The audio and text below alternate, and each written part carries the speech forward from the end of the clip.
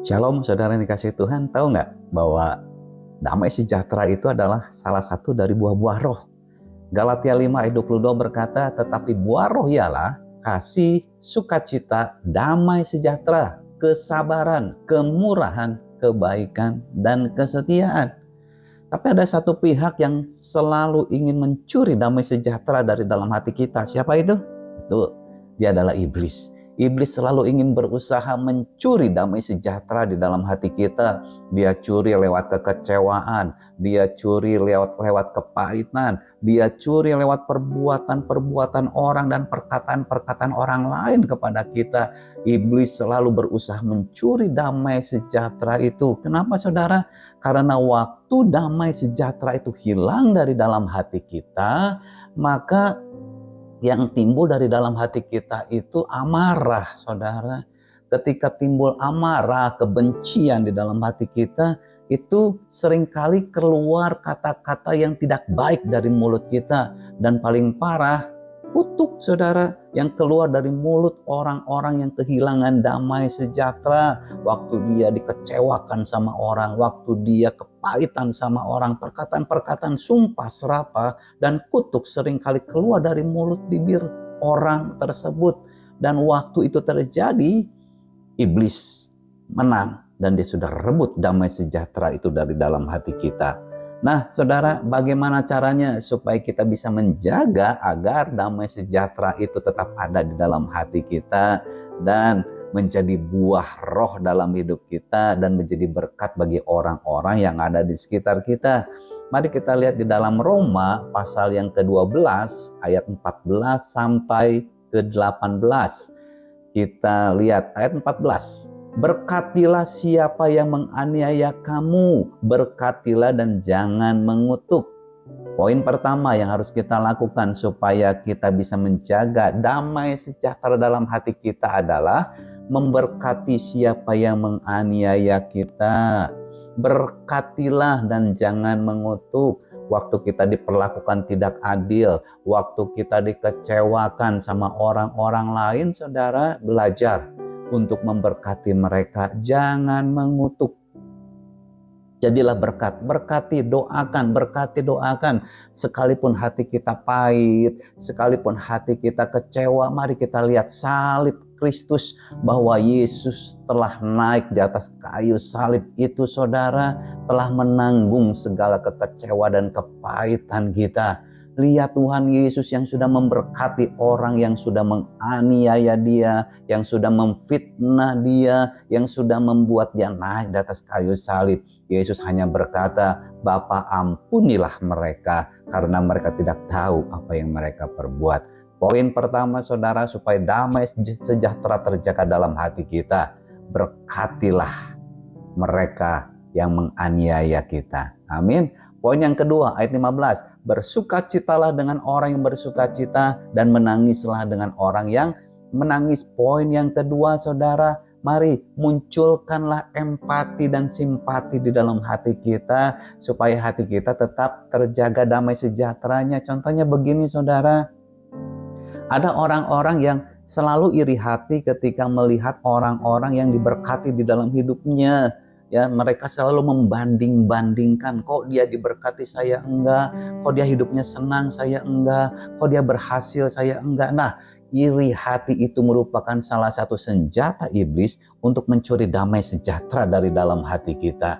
Oleh karena itu, saudara, supaya kita bisa menjaga damai sejahtera dalam hati kita, maka munculkanlah simpati dan empati di dalam hati kita. Dengan cara begini, saudara, waktu kita melihat orang-orang lain diberkati, berhasil dalam hidupnya, mari kita juga memberkati dia, saudara, bersukacita dengan dia. Oh, kamu berhasil dalam hidupnya, selamat ya, pekerjaanmu sukses, selamat ya, saya pun turut merasakan kegembiraan.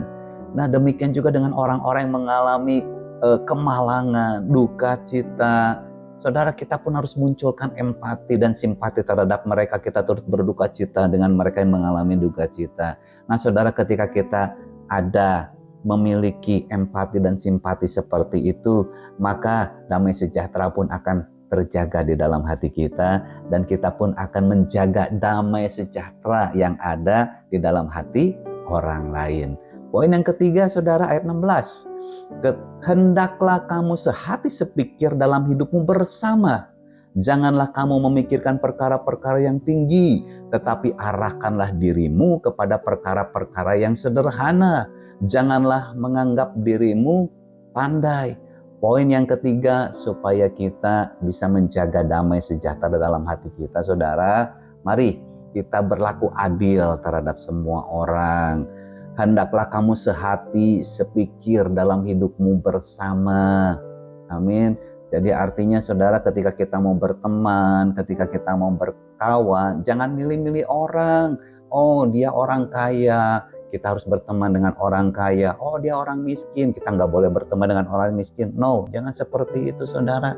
Setiap orang punya sifat, punya sikap, punya karakter berbeda-beda satu dengan yang lain. Siapapun dia, saudara, sekalipun karakternya, sikapnya, sifatnya berbeda dengan dia, mari kita terima dia apa adanya. Segala kekurangan dan kelemahannya kita terima, sama seperti Yesus sudah menerima segala kekurangan dan kelemahan kita. Emangnya kita nggak punya kekurangan, saudara? Emangnya kita nggak punya kelemahan? Pasti ada. Kita punya banyak kelemahan dan kekurangan.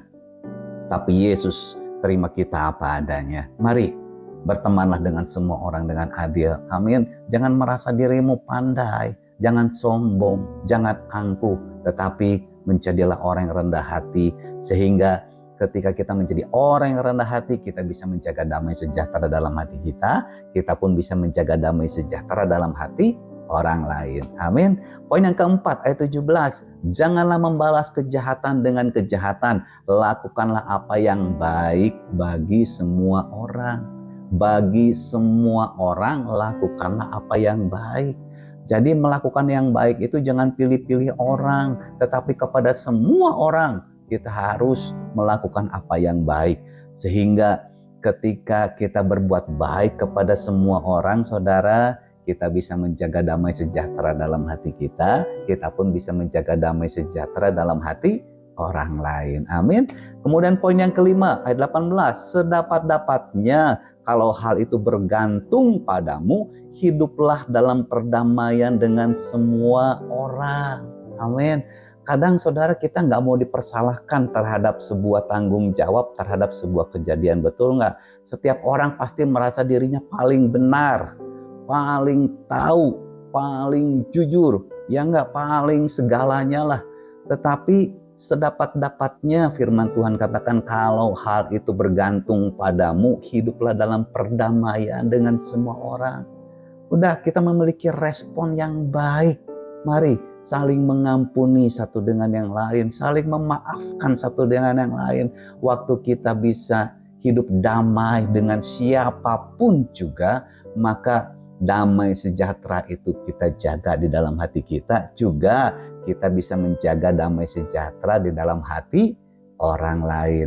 Sama seperti Tuhan Yesus sudah memberikan damai sejahtera itu di dalam hati kita. Kita jaga damai sejahtera itu, saudara, supaya damai sejahtera itu enggak hilang di dalam hati kita. Amin. Jadilah berkat buat semua orang. Amin. Jagalah damai sejahtera di dalam hati kita. Jagalah damai sejahtera di dalam hati orang yang ada di sekitar kita. Amin. Tuhan Yesus memberkati.